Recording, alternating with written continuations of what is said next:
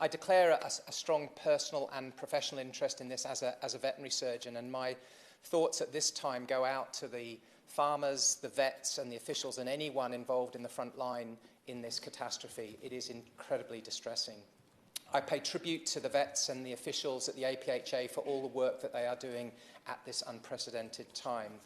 We've heard today about the impact of the disease in terms of the birds, in terms of the domestic market and also the wild birds. And very much I wanted to talk about the impact on people in the front line.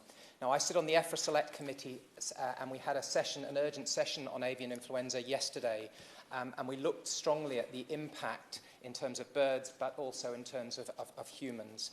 And very much it goes in parallel with the parallel inquiry that we're running on rural mental health and the long-term impacts of these sort of situations in the front line.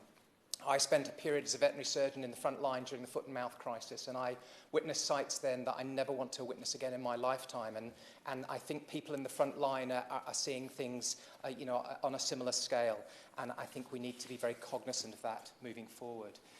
What we found in our session yesterday on EFRA, there needs to be more collaboration and more data collection so we understand more about the transmission of the disease and the incidence in the wild bird population and actually that transmission pathway as well.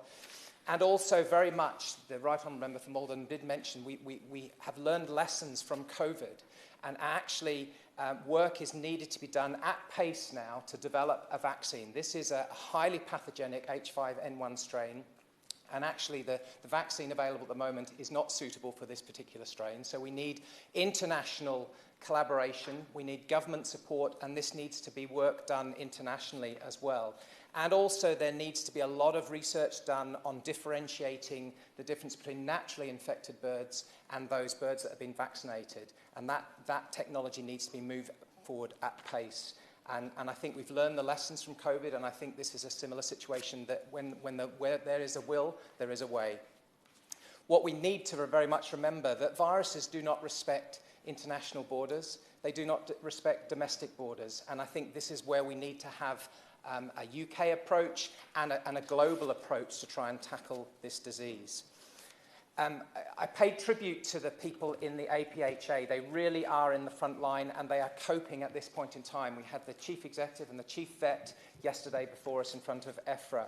Now, the National Audit Office and the Public Accounts Committee, I guested as an EFRA member onto the Public Accounts Committee for that session on the APHA site at Weybridge. And very much it does need a radical redevelopment, and it's going to cost £2.8 billion.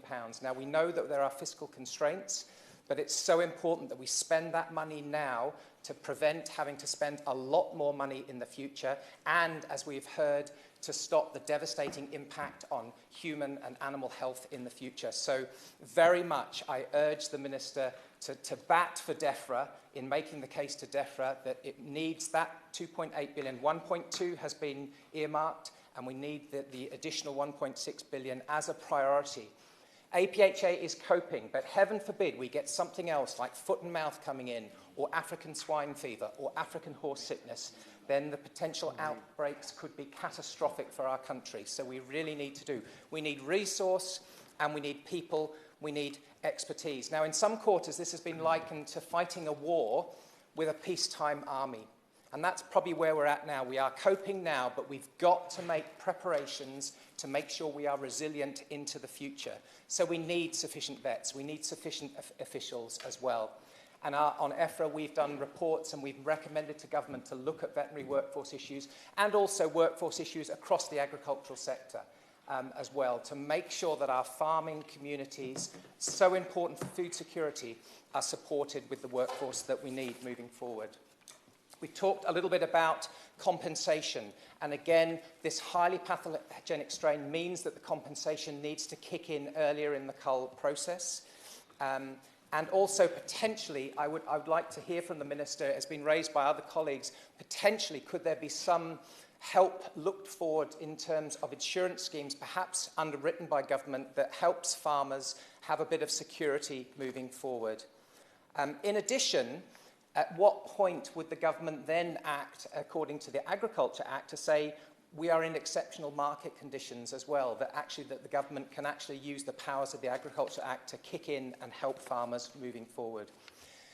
The honourable member in Lancashire talked about free-range classification, and that movement from post 16 weeks as well to not being free-range. Now, there are discussions at EU level that actually, if the state vets say that the birds need to be indoors, that the free-range status can be carried on longer. So I think that the UK needs to be cognizant of that and make preparations to make sure that our farmers are on a level playing field. Again, I thank everyone in the front line. My thoughts and feelings and prayers are with them, and I look forward to hearing from the Minister later.